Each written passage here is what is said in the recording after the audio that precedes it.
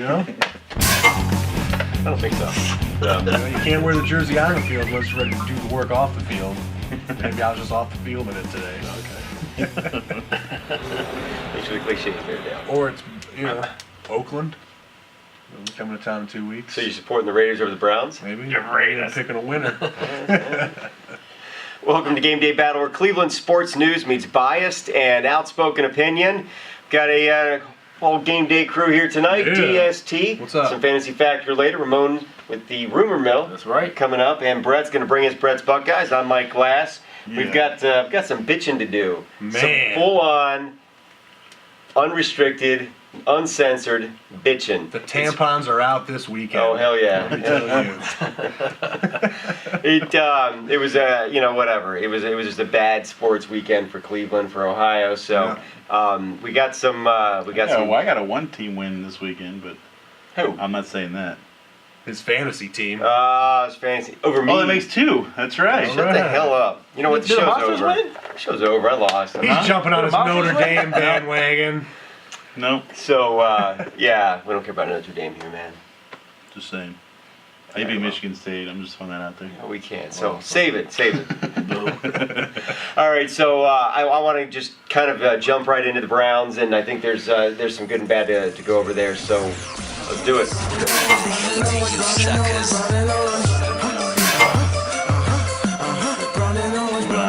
And we're back. All right.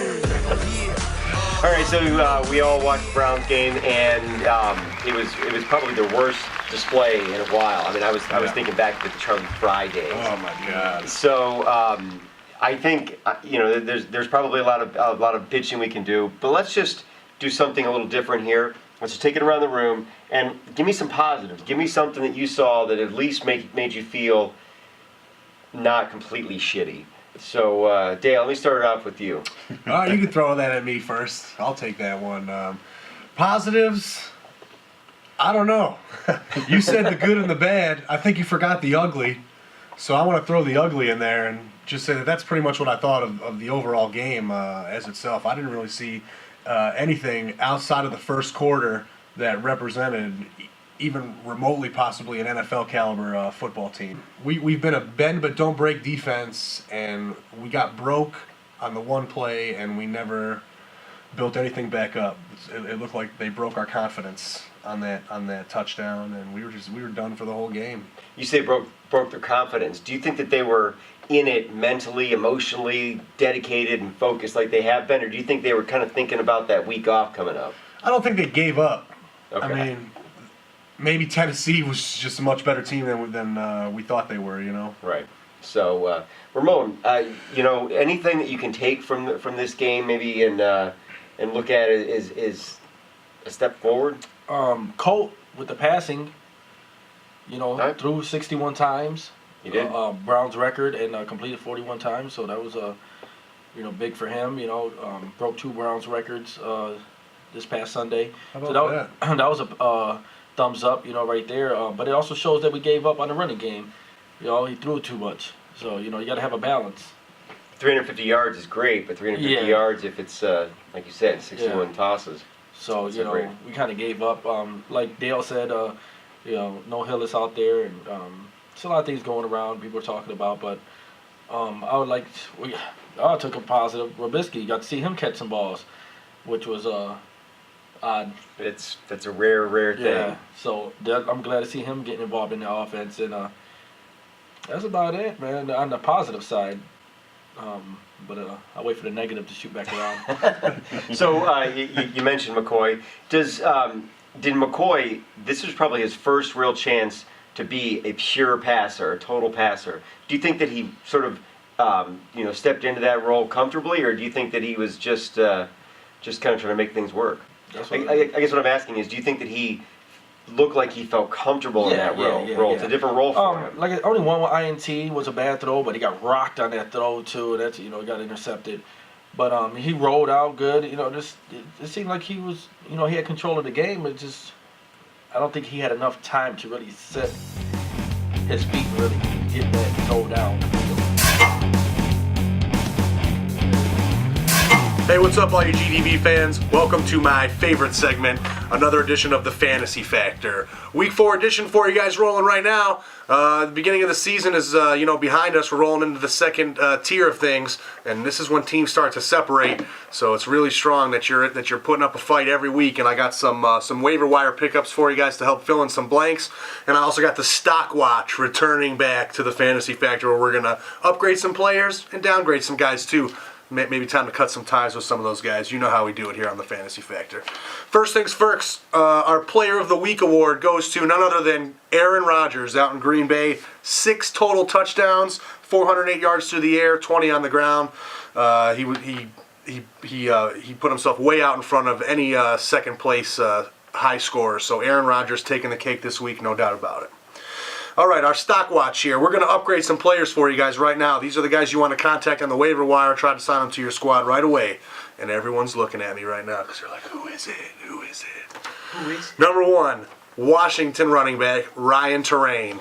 It was Tim Hightower or it was Helu. Nobody really knew who was going to come out of there. Well, Ryan Terrain stepped back into the starter this week as he did last year, and he put up 100 yards and a touchdown. So running backs are scarce. Try and grab him if you can. Ryan Terrain.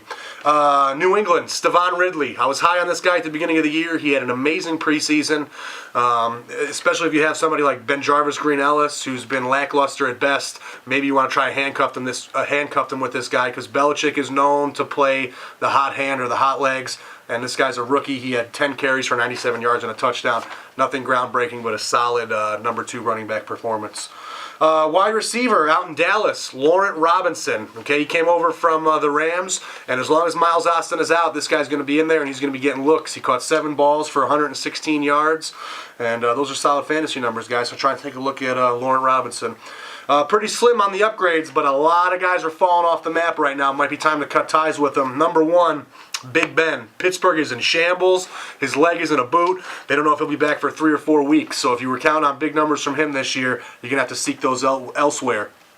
Also, Mark Sanchez, absolutely unfolded. 5 turnovers. That's not going to help you win any fantasy leagues, any games, especially if you have negative scoring. So maybe look for someone else instead of Mark Sanchez. Running back out in Houston, Ben Tate. He put up really good numbers throughout the first couple of weeks, but Arian Foster is back, and he produced last week, so look for him to get the bulk load of the carries.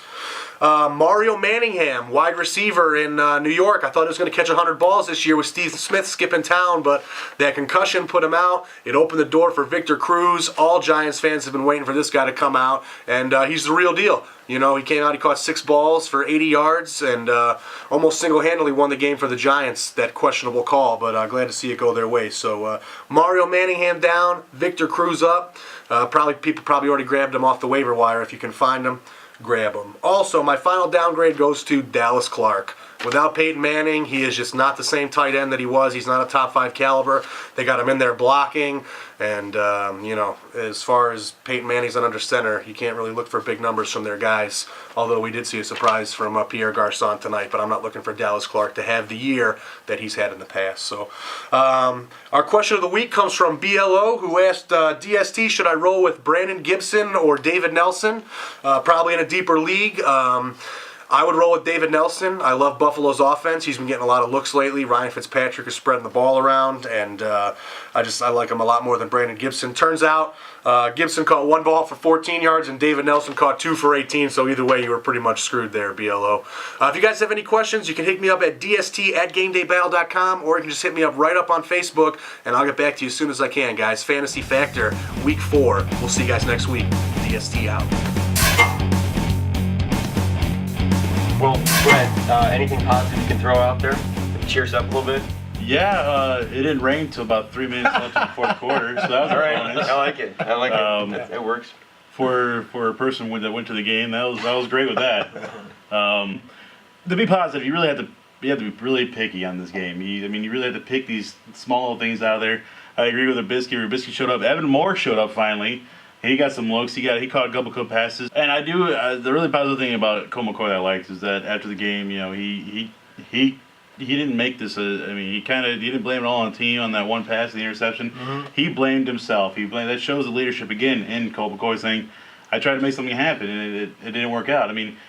Being where I sat at the Browns Stadium, there was a receiver in the area, but he threw it way too in front of Peyton Hillis because he was coming across the middle. But but he threw it way too in front of him, and that's where you get the interception. But it kind of looked like Peyton Hill slowed down too, probably because he gave up because Colt was going down.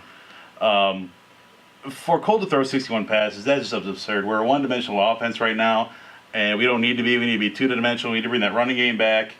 I understand Hills was sick the week before, lost 10 pounds. He's probably not all there, but I mean, you got to pound the ball even more with Hardesty and get Armand Smith into the game. If Hills still isn't feeling that great, get him into the game. Get these people.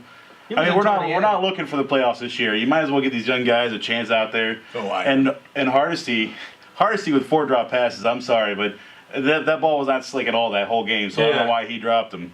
All right. Well, I think that to be fair, since I made everybody else come up with some positives, I think the only real positive I could take from the entire game was this is the first opportunity Colt had to really go out there and be the only source of offense, and that's really what it was. Hillis did get involved a little bit, Hardesty a little bit, but most of it was, here's the ball, go out and make something happen and see what you can do. He didn't do very much, but I think it's an important step. We're 2-2, so it's not like the season's over or it's time to throw them all away at this point. Mm-hmm. There's a long season left, and there's a point where we could be in playoff contention. Or how about a playoff game? Hillis goes down, he's hurt. The game plan was around that solid running game, and then the short passing that Colt does. Now all of a sudden he's got an entire half where he's got to just throw the ball. Now he's seen it before, right? And I think I didn't see him panic, and I saw some sloppy stuff, but I didn't see the deer in the headlights look that we could have seen.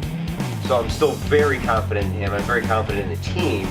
That said, let's get to the negatives because there's a lot of negatives.